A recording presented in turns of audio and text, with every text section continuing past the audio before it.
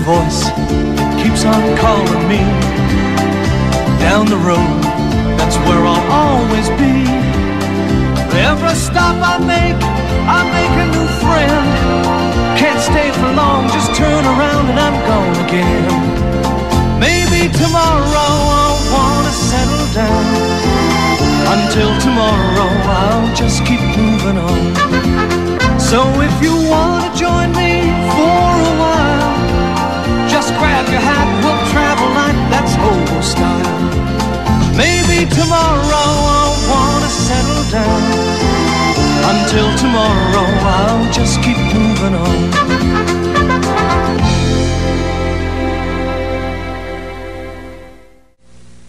All right, so Juanita, it's a pleasure to have you join me today and let us know all about your experiences as an undocumented migrant in Trump's America. I know it's a scary time for undocumented migrants, and I'm glad that you've had the courage to come speak with us here today. Can you tell me a little bit about how you first came to this country, Juanita? It's taken a lot for me to speak about this so publicly. I have so much to lose now. But I have two daughters, and I do anything to stop them experiencing what I've been through. When you're coming up towards the borders, you think once I get over it, everything is going to be smooth sailing. But unfortunately for me, it is not been the case. It's not been the case. Not only because of Mr. Michael Kelly, but he a big reason as to why the Americano dream hasn't happened for me yet. I was smuggled over the border in the back of a truck. I've been crammed in this tiny box full of oranges for several days. I was surrounded by nothing but oranges. At first, it wasn't so bad. I like oranges, so I take a bite of one now and then. But it quickly turned from orange heaven into an orange hell. To this day, I can't be around oranges. I saw someone eat orange chicken at El Panda Espresso. It made me feel lightheaded. I just have so much, so I'm dealing with here. And Mr. Michael Kelly, he pushed me down when I was at my most vulnerable. Yeah, yes. Yeah. So Juanita, when did you first gain employment, and where did you first end up getting employed here in America? Oh, I had a lot of jobs when I first got here. I was doing some basic cleaning jobs for way below minimum wage. But a friend of a friend of a friend was able to give me in Taco Bell, despite me having no paper. Even working at Taco Bell, I had a few different roles, but each one of them have been usually working with Mr. Juan Kelly. So Taco Bell is where you first met John Michael Kelly? Yes, yes. This is where I first meet one for the first time. Yes. I actually been working there for several weeks on the same shift as him before he ever spoke to me, which was unusual for a manager. Looking back, yes, yes. So I just want to get a little bit of detail. How would you describe Mr. Kelly's approach as assistant manager at Taco Bell? I wouldn't usually speak like this, but I think considering on the circumstances, I'm within my right to. But quite frankly, very unprofessional, just very unprofessional. He fell into the assistant manager role by accident. The guy above him resigned.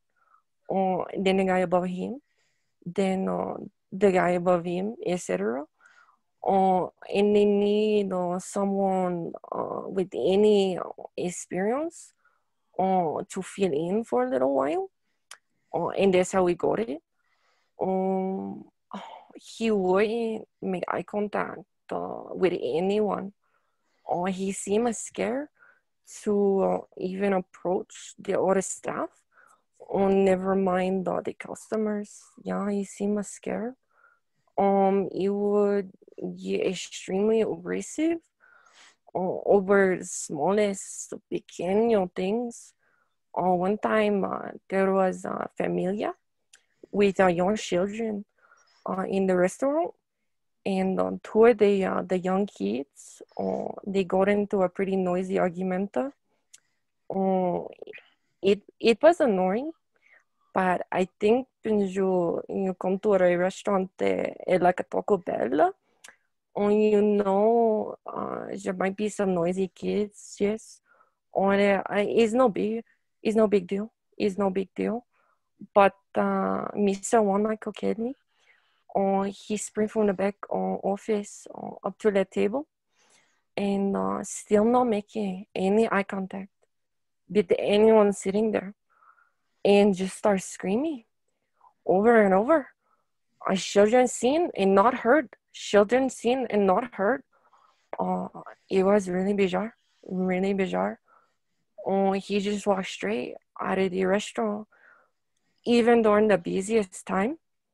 And if he was questioned on it, he answered that something very important had just happened on the internet, or involve a video game, and it's going to be a historical moment that he needs to get involved in. Pretty poor timekeeping skill too. Just someone not cut out for manager role, no. Yeah, I can definitely see how that would be the case based upon the interactions I've had with him. But what was his general attitude toward women, Juanita? What was it like? It was openly more aggressive toward any other women there, or even at cleaners. That would come from a clean agency that he really didn't need to be talking to at all. He seeked them out and he asked them personal questions about their familias and where they live, and he asked where they went to church. One of the cleaning agencies told you they wouldn't send any more other cleaners unless Mr. Kelly agreed to stop approaching the ladies. Big problem. Every now and then, I catch him standing completely motionless, sort of like Michael Myers in Halloween, or watching women. His eyes would get dark, cold look to them. His head just totally without movement. He go on for several minutes. Even if you try to speak to him during it. He definitely has a thing for larger women. I'm a bigger woman myself. And he's there at almost women with a body like mine. Yes. So you were saying to me earlier that he was pressuring you in a sexual way. How did he pressure you in that way?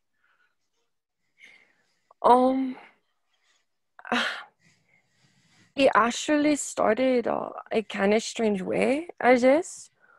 It was Mr. Kelly should hand us our payslip at the end of the month. And I noticed there would be 2 or 3 condom placed in mine in my payslip. At first, I thought this was normal for every one of the workers there. But after a couple of months, I ended up asking another member of staff about it. And they say they never got a condom in their payslip. One time he handed me a payslip, and I could tell there weren't any condoms in it. It was lighter than usual. And he actually grabbed it out of my hand and turned his back to me. And he seemed to take something out of his pocket, then gave me back the payslip envelope, which now have the condom in it, yes. Or he put the condom in it. I thought there may be some sort of misunderstanding. I have 4 children already. I don't make a lot of money. So I thought maybe Mr. Wong thought that he was just helping me not have any more kids. I asked to speak to him privately and in the back of the kitchen. And that's when things began to escalate. Yeah. He took out his phone and he showed me something that looked like a cartoon character having intercourse. And he told me it was something called a lily lolly. He said it was lolly. Something like that. And asked me if he turned me on. And I told him I don't even really understand what I'm looking at. And that's when he got aggressive. And he started screaming at me. And I thought I was gonna bust an eardrum. Yes, and he's screaming about how he's the light Yagami of the Taco Bell, and he can get away with whatever he want, with whatever employee he want to. And he says something about being the god of Taco Bell. And if I wasn't happy with it, he get my name written down in the death note. ICE services and sent me back to Mexico. I was so confused. So you spurned his advances, of course, but eventually he made a move on you, right? Yes. I was trying to make a Shishiko Dito crunch during the lunch rush. It's always a slam back to back around noon. And right around, I was ladling the cheese sauce, and Mr. Wong, he came up and he groped me between the legs, yes. And how did that make you feel, Juanita? Well, I was still pre-op in my transition. And he got a big handful of my genital. And I experienced such extreme dysphoria and unhappiness with who I was as a person. And then he whispered in my ear, "It's okay to show a man. I like it better that way. It be our secret." And I'm feeling ashamed and sadness. It's so immense. So immense you can't even imagine unless you had the experience of being a trans woman and your legitimate gender identity be robbed from you by a cis man. It was pure humiliation. I didn't deserve it. I didn't deserve it, sir. It was so shameful, Juanita. So shameful what John Michael Kelly did to you. What a sick man. Well, how long was it until the next incident occurred, Juanita? The very next day, Mr. Wong Kelly he began calling me Juan in front of the other staff. And he pulled a padding out of my bra, trying to masculinize me. And he'd whisper in my ear that he liked men better anyway. And I was okay to be Juan with him. But I didn't want to be Juan. I'm Juanita. And this went on for 3 days. And then he told me that I need to go on a break with him. But it wasn't my scheduled break. And I was excited for a rest because I was so exhausted from the unpaid overtime that he forced me to do.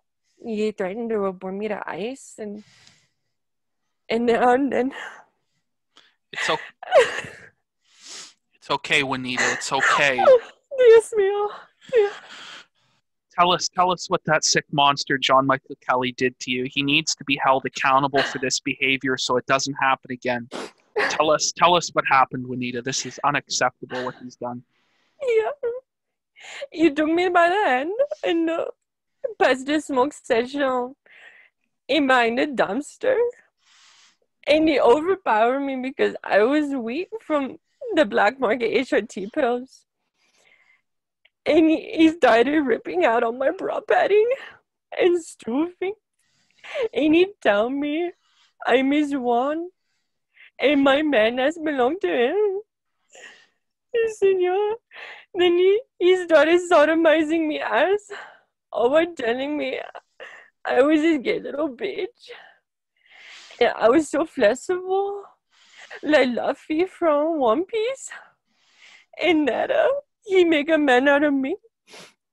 It was so smelly behind the dumpster. It was so smelly behind the Taco Bell dumpster. But still the smell of his rotten smegma. It appears and I vomit all over him. And it didn't stop him. And he screamed free lube. And he started pounding my ass even harder. I didn't ask for this. I didn't want it. I said no, senor. I said no.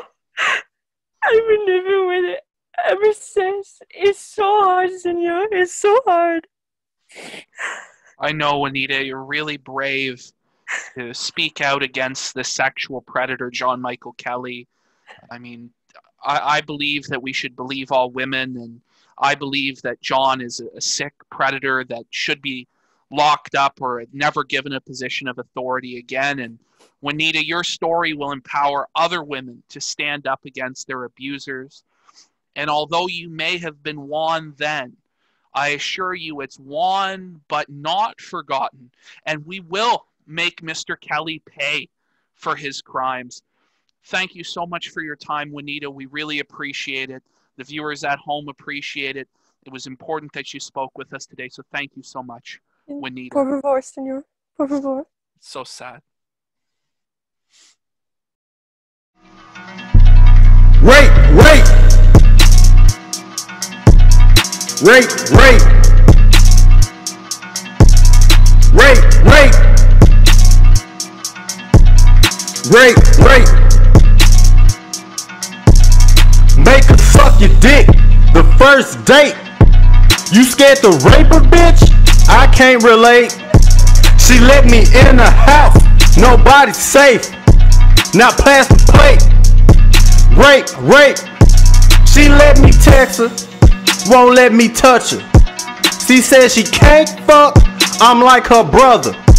Kick down the door unannounced, while she lay on the couch. I gives a fuck, this your house. Place that crotch on my mouth. Rape, rape, rape, rape, rape, rape on the first fucking date. Rape, rape, rape, rape. Put that fucking face. It feels better. It ain't no waste.